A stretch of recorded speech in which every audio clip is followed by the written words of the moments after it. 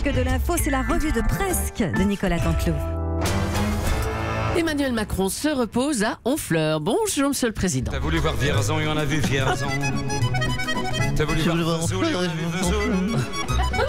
T'as voulu voir Honfleur, J'ai pas voulu voir Vesoul, alors j'ai décidé de pas foutre un seul pied à Vesoul. Ça d'ici que j'aille et de me perdre à Vesoul ou Vierzon, c'est pas de mal la veille, cher Pierre de Villeneuve. Mais au fait, il est où Nikos ? Pourquoi il y a un moniteur de ski à la place ? C'est vrai, La doudoune de Pierre de Villeneuve. Écoutez, Monsieur Macron, bon, alors racontez-nous, vous récupérez là en ce moment, ça va ? Oui, écoutez, ça vous plaît, le moniteur de ski, je le savais. Oui, écoutez, je me repose. Vous voyez, du coup, j'ai l'esprit vif. L'air est vif, hein, chez vous, j'ai l'impression. J'ai pris un bain de foule au milieu de 200 personnes, et puis hier, j'ai dormi comme un loir. Ah, ben voilà. Ah oui, j'ai pas dormi comme ça depuis un moment, 22 minutes, vous vous rendez compte ? J'ai levé le pied sur le téléphone, j'ai juste envoyé 432 textos à mes collaborateurs.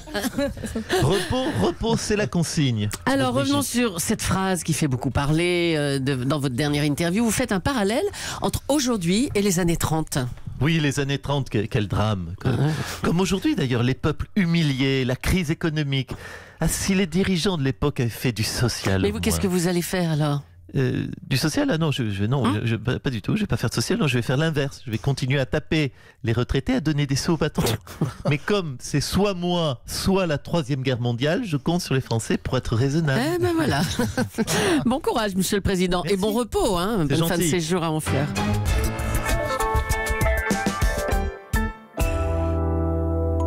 C'est l'événement littéraire de cette semaine, le livre de Ségolène Royal intitulé « Ce que je peux enfin vous dire ». Bonjour Ségolène Royal. Oui, toujours vivante, rassurez-vous, toujours la banane, toujours debout. Bonjour madame. Oui, c'est du Renault, je suis une femme debout. Bonjour Nikous. Quelle joie. Alors... Bon, écoutez, là, je suis une femme debout assise, mais debout tout de même. Oui, bien sûr, oui. Alors, dans ce livre, vous dézinguez à tout va Emmanuel Macron, François Hollande, Lionel Jospin, Laurent Fabius. Oui. Écoutez, j'ai quitte à sortir quelque chose, j'ai sorti la sulfateuse. Elle va faire des victimes, là, si vous voulez. Appelez-moi la mère Lachaise. Oh, mais il fallait que ça sorte. Qu'est-ce que vous voulez que je vous dise ? 30 ans que je me retiens de tout balancer. Là, j'ai tout écrit sur Red Bull. J'ai tout fini pour tout vous dire. Oui, en une nuit, j'ai tout écrit. 300 pages en 8 heures. À la fin, mon clavier a fondu. Fallait que ça sorte. Alors, un mot du président Macron, il ne trouve pas vraiment grâce à vos yeux. Vous dites qu'il commet les mêmes erreurs que François Hollande. Oui, là, je reconnais que c'est peut-être un peu sévère de le comparer à François. Ça, c'est peut-être, non, je le reconnais, c'est peut-être le passage excessif du livre. Donc je dis, mais on coule pas. On dirait Bruno Le Maire presque, mais à coup le passe. À propos de François Hollande, vous évoquez notamment la violence de l'adultère, d'être trompé pour une femme de 10 ans plus jeune. Oui, mais ça, vous savez, déjà être trompé, ce n'est pas très agréable. Certes. Mais alors être trompé par François Hollande, c'est quand même la honte intergalactique. Oh non. Dites donc. Ah, vous êtes là. Oui, je suis partout, monsieur Diaz. Pardon. Mais ça va bien, hein ? Bonjour, monsieur Hollande. Oui, bonjour. Pardonnez-moi de cet aparté. Ségolène, j'ai lu ton livre. Merci pour ce moment. Il y a des choses qui ne vont pas du tout. Ce passage-là où tu dis que je t'ai trompé. Oui, mais tu m'as trompé, non ? Pour ta valoche, non, hein ? Non, mais attends, quand tu dis que je t'ai trompé, ça sonne comme si je l'avais fait méchamment. Alors qu'en fait, j'ai fait tous les efforts possibles pour que tu ne saches jamais.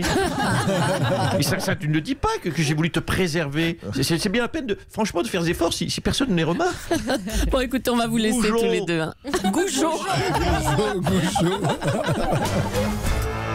Audrey Crespo-Mara vient d'en parler avec Bruno Le Maire.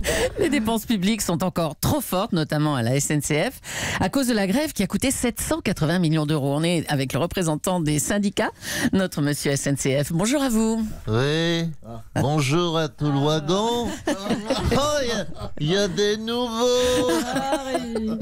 Par contre, il y en a qui ont sauté du train en marche, on dirait. C'est que c'est jamais bon de sauter du train en marche. Oui. Pardon. Pardon, Mme Julie, je vous ai coupé, vous disiez? Bah, la grève, là. Oui, Oui, notre grève a coûté seulement 780 millions d'euros. bah, c'est ça, 780 millions. Ouais, ben c'est ballot. Ah bah, ouais. Oui, on a frôlé le milliard. Ça aurait eu de la gueule, une grève d'1 milliard, hein, monsieur Bicker? C'est dommage, dans une carrière de syndicaliste, une grève à 1 milliard, c'est un peu comme un ballon d'or, une consécration. Ah, ils vont m'entendre, les collègues, à vouloir reprendre le boulot trop tôt, après seulement 8 mois de grève. Oh, bah, dites donc, c'était suffisant quand même, 8 mois. Non, c'était trop court. Ah. Du coup, on a loupé le milliard. Du coup, on n'a aucun poids. Oui, on n'aura aucun poids dans les négociations futures.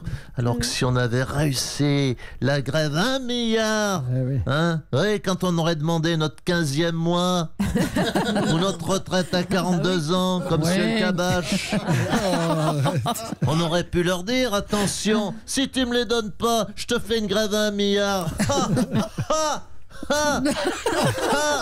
Ça aurait été une autre limonade. Oui, bon, ça va, La allez. grève 1 milliard. Merci à vous, merci. 1 milliard la grève. C'est beau comme la Joconde. C'est beau comme un sandwich merguez. Oh, allez, c'est bon, à bientôt. Prochaine fois, on lâchera rien. Le milliard. C'est bon, c'est bon, allez. Ça ferait risoler. C'est bon.